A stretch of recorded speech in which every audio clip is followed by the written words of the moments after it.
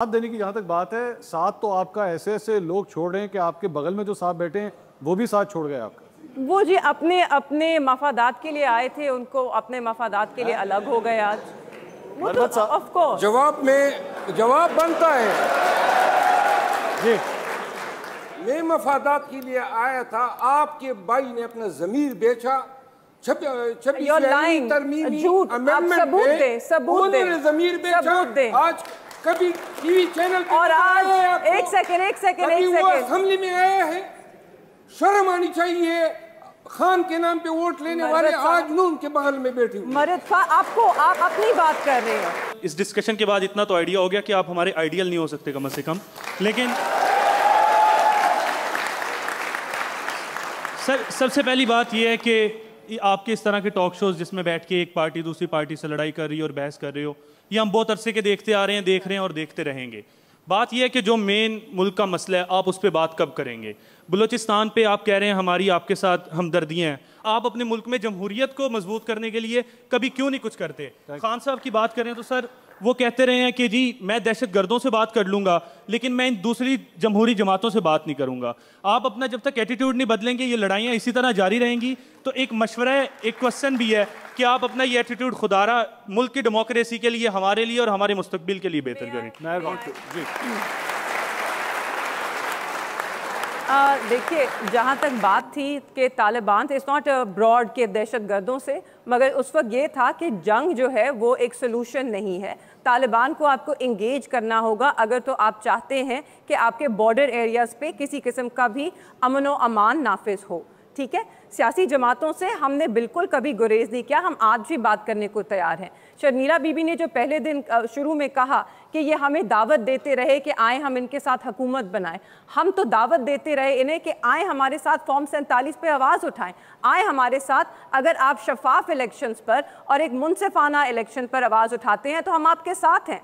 उस वक्त हमारे साथ कौन चला? जो जमातें ऑपोजिशन में हैं। अगर ये हमारा साथ देते तो आज फरेब पर मबनी हुकूमत ना बैठी होती, और क्या होता? फ्रेश इलेक्शन हो जाते ज़्यादा से ज़्यादा, या वही इलेक्शन है जिसका हिसाब हो जाता। ये कराची शहर, यहाँ पर जितने लोग यहाँ के मुकीम हैं जिन्होंने यहाँ पर वोट दिया, आप पूछे, लाइनों में खड़े थे, पूछे वोट किसको दिया, निकला कौन, जीता कौन? मेहरबानो साहबा, तो this is a massive issue. बात है आप बिल्कुल बहुत अच्छा किया आपने कह के, शर्म आनी चाहिए आपको। खान के नाम पे आपने वोट दिया, आज खान के नाम पर आप बदजुबानी करते हैं, बुशरा बीबी के ऊपर इल्जाम लगाते हैं, अलीमा खानम साहिबा पे इल्जाम लगाते हैं। धोखा तो नहीं किया है ना? आपने बिल्कुल धोखा किया है। प्लीज जरा आप तमीज के दायरे में रहिए, क्योंकि आपके पास कोई सबूत नहीं। आज भी मेरे वालिद हैं जो 600 से जायद दिन से पाबंदी सलासल है, आपने अभी मेरे खानदान पर आपने इल्जाम लगाया। मेरे वालिद ने इस जमात के लिए ना सिर्फ कुर्बानी दी, वो एक सही लीडर है, उसकी अजमत को सलाम। Sir, you can't flip flop on your statements. Earlier आपने कुछ और कहा। नहीं, तो प्लीज आप देखते हैं कि जो पॉपुलर बात है, इल्जामात मरवत साहब, बात नहीं, आप में प्लीज अगर आप मफादात के लिए ना आते तो आज जमात के साथ खड़े होते। मफादात कौन से सुरखाब के पर आप लोगों ने मेरे सर पे रखे? कोई आपको जानता नहीं था, आपको कोई जानता नहीं था, आपको कोई जानता नहीं था 2 साल पहले। तो आपको कौन जानता था? तो सर मैंने तो कोई मफादात नहीं उठाए ना, आप तो असेंबली में पहुंचे पीटीआई के लिए। चले मरवत साहब की बारी, जी बोलिए। एक मिनट। इन्होंने कहा जी मैं मफादात के लिए आया था। मफादात के लिए नहीं आया था। जब साहब आप सब लोग भाग गए थे, बिलों में छुप गए थे, जरूरत नहीं थी, हिम्मत नहीं थी, तो ये शेर पूरे पाकिस्तान में दंदनाता फिर रहा था। जब पाकिस्तान तहरीक इंसाफ का झंडा कोई नहीं उठा सकता था, पुलिस और एजेंसियों के डर से सारा पाकिस्तान की पूरी पीटीआई की लीडरशिप जो है गैरों में छुपी हुई थी। मुझे तो आप लोगों की औकात मालूम है ना, किसी और को मालूम हो या ना हो, मैं हर हल्के में गया हूँ। इस कराची में मैं आया था और कराची के लोगों 16 के हल्कों में मैंने कैंपेन की है, और सारी सीटें यहाँ हमने जीती है, एमक्यूएम को जीत दे दी गई। मुझे आज कोई पेगोर देता है कि मैं मफादात के लिए आया था। खान के पास जब न वकील था, न तर्जमान था, न उसके पास कोई सियासी पैरोकार था, न उसकी आवाज बुलंद करने वाला था। है कोई एक आदमी बता दे जो उस वक्त था? अगर था तो मैं था, तो मफादात कहां से आ गए? ठीक, अगला जी क्वेश्चन जी, क्वेश्चन। जी अस्सलाम वालेकुम जी, मेरा नाम मानव कुमार है और मेरा सवाल शर्मिला जी के लिए है। और उससे पहले एक अर्ज़ भी है कि जब भी आपसे कोई सिंध के बारे में सवाल पूछे ना, आप सिर्फ कराची का नाम ना लें।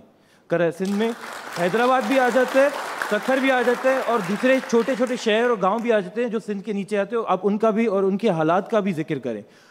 आपने कराची के क्राइम रेट्स का बोला कि आपने उनके लिए क्या क्या किया है। आप मुझे ये बताएं, मैं खुद डिस्ट्रिक्ट कश्मीर से बिलोंग करता हूँ, वहाँ पे बहुत ज़्यादा क्राइम बढ़ गया है और क्राइम बढ़ गया है और लोगों को ऐसे हालात हो गए कि लोग अपने घर छोड़ के आके कराची शिफ्ट हो रहे हैं और कराची उसी वजह से कराची के हालात भी ख़राब हुए। आपकी हुकूमत ने उस क्राइम को रोकने के लिए क्या किया? आपने इंटीरियर के लिए किया क्या है आज तक?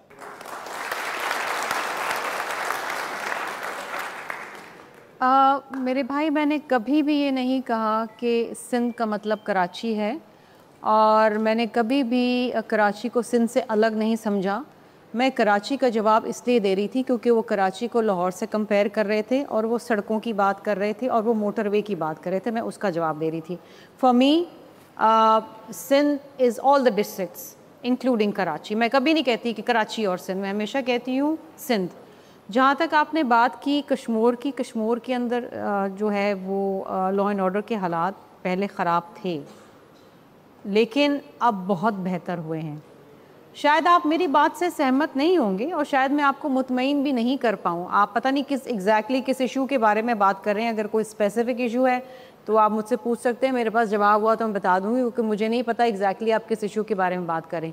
लेकिन येस, सिंध के मुख्तलिफ डिस्ट्रिक्ट्स के अंदर और इलाकों के अंदर कई इशू रहता है, लेकिन हमने कोशिश ये ज़रूर की है कि सिंध के अंदर जो तालीम का निज़ाम है उसको बेहतर करें और बिलखुसूस जो सेहत का निज़ाम है उसको बेहतर करें। सिंध के अंदर सैलाब के बाद पाकिस्तान का सबसे बड़ा तामीराती प्रोग्राम शुरू हुआ है जो 21 लाख घर बना के दिए जा रहे हैं सैलाब ज़दगान को, और ये सिंध हुकूमत कर रही है। इसमें कोई वफाक पैसे हमें नहीं दे